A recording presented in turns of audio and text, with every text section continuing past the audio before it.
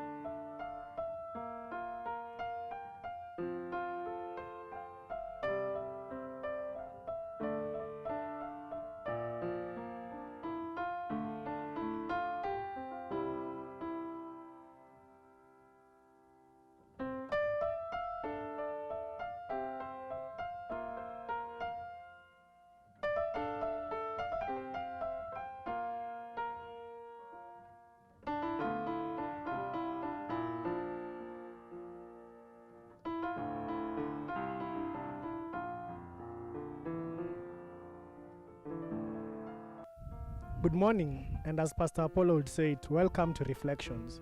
My name is Nyangi Waweru, and I'll be standing in for Pastor Apollo.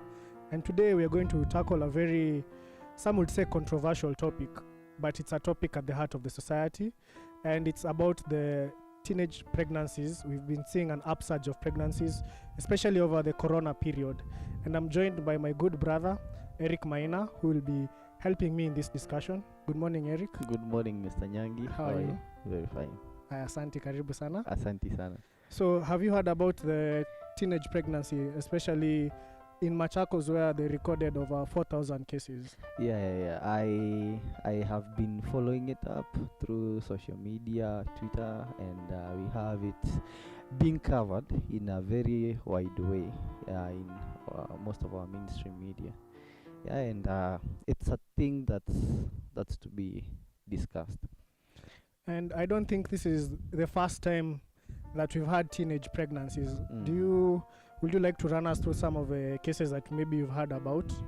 Yeah, I think, growing up, we had cases here and there in school girls, in high school, someone drops out because of a pregnancy. But I think this very time, the cases are too many, and I think it's a thing to be concerned about.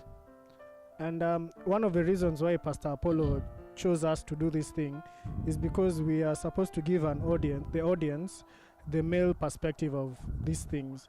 And I'm just going to start by attacking it from the head on.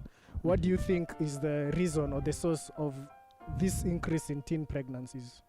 Just to take us aback,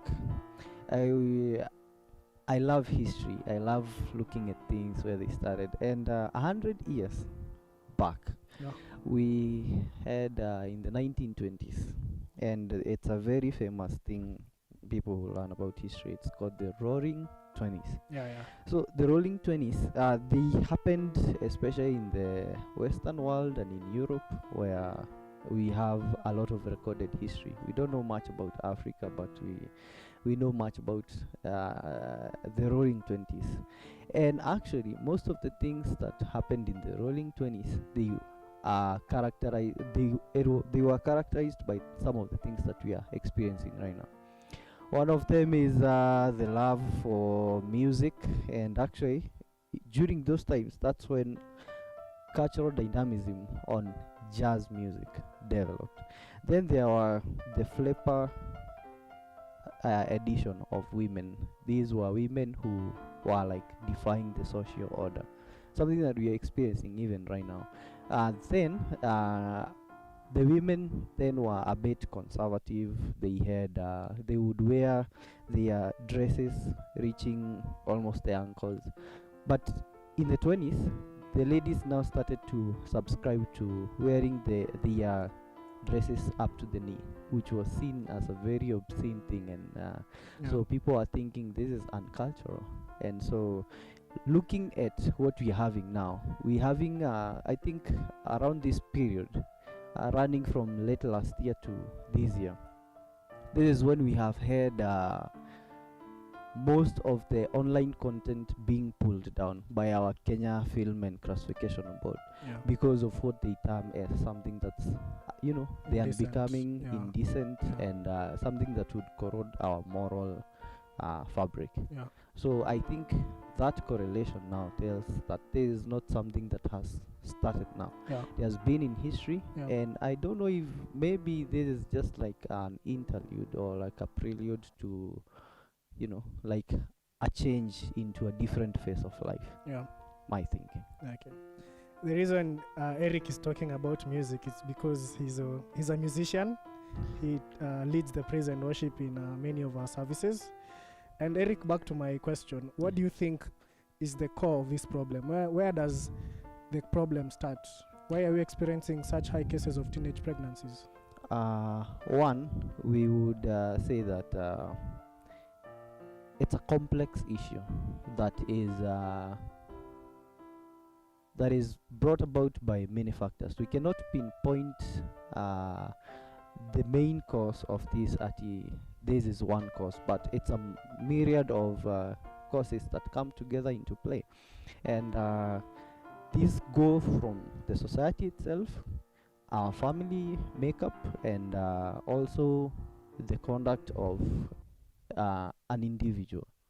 And I think during this COVID period, and it's something that is always said, it's like a song. We've even taken it into our conversations. An idle mind is the devil's workshop. And so there's so much time in the hands of our young people.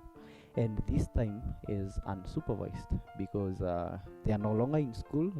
The breaks from the school, midterms here and there, they're always very short. Yeah. But right now, what we are having an infinite, or like a time that we cannot say that the break is going to end in this period. So this time, the kids are unsupervised because their parents are busy, Yeah. maybe trying to make ends meet. Everyone is at home, talking about high school children, primary school children, and college going young adults. Yeah. And so when we have all these young people home and idle, then I think that is one of the main causes of what we are experiencing right now. Yeah.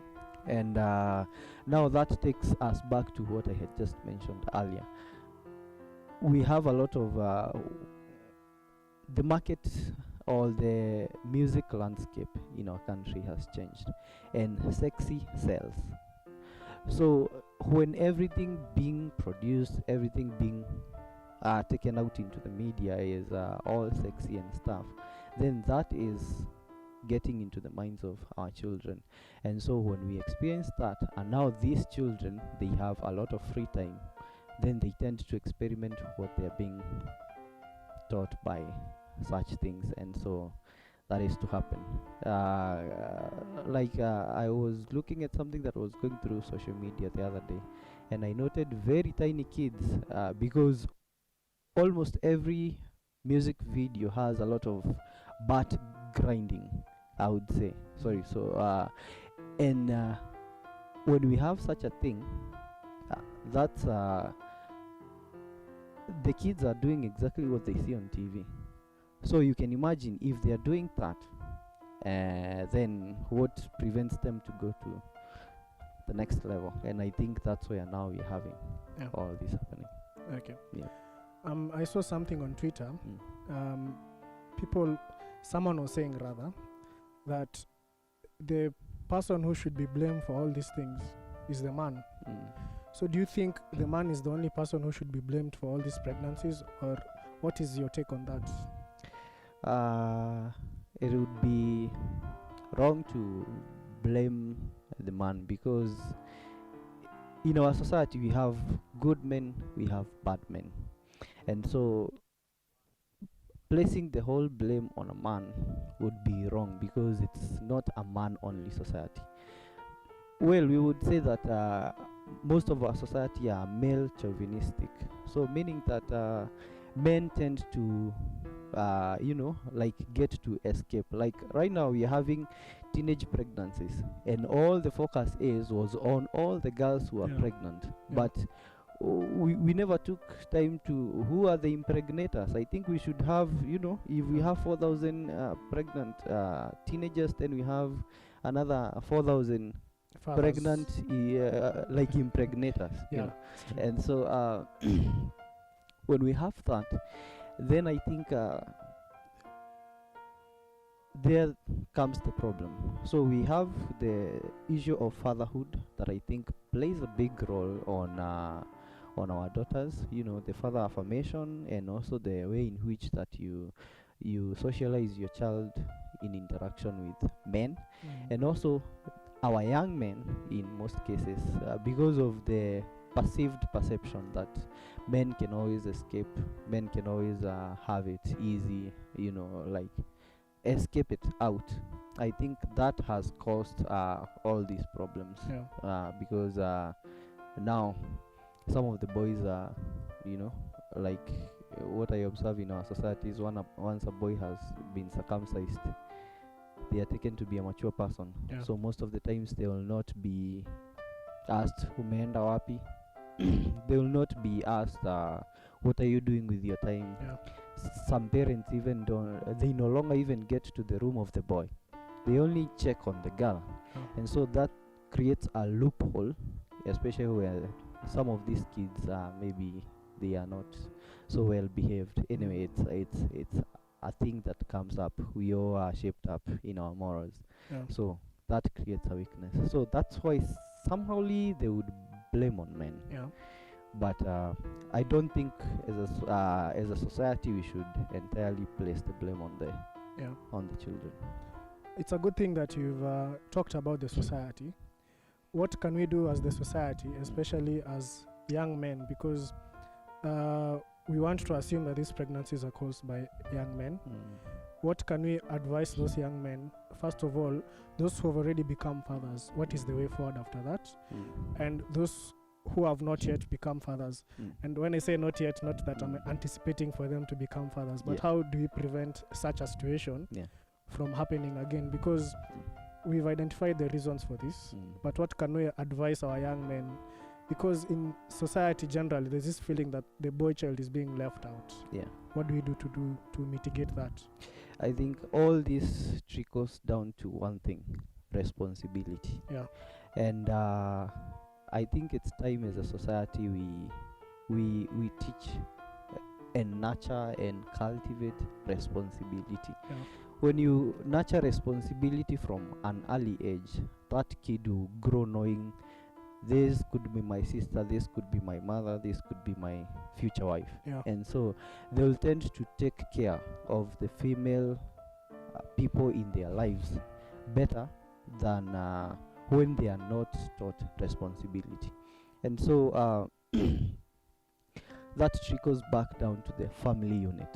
The family unit ought to take good care of their children, and that goes back to the fathers who are the heads of the family. And so actually when I was going through back the history and reading through, I learned that something that was used to address some of these problems was the family.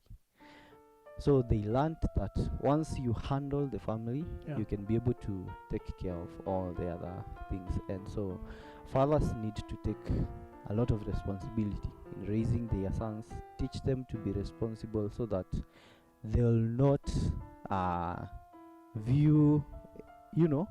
they'll stop objectifying ladies in terms of sex. They'll stop viewing the ladies, being casual, so that that will make sure that the kids are not in any way touched. Thank you for that. Is there any last words that you would like to leave our audience with as we are winding up our discussion for today? I think it's time that we take our personal responsibilities and change. One, when we are responsible, we are able to care for the other person.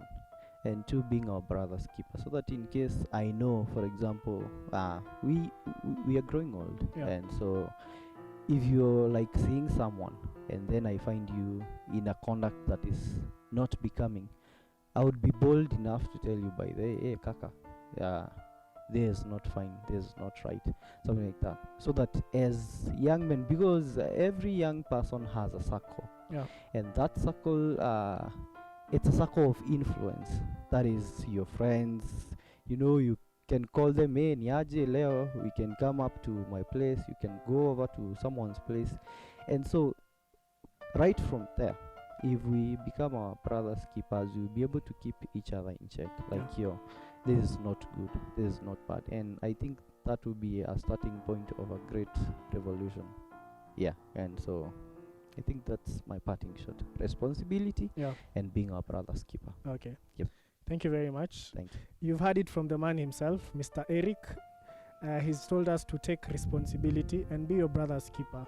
What are you doing to be your brother's keeper? Are you encouraging them to sleep around, or are you encouraging them to live according to the word of the Lord? So that's it for today. We would like to thank you for tuning in. Stay safe, observe social distancing, and wash your hands. Thank you. Until next time. Goodbye.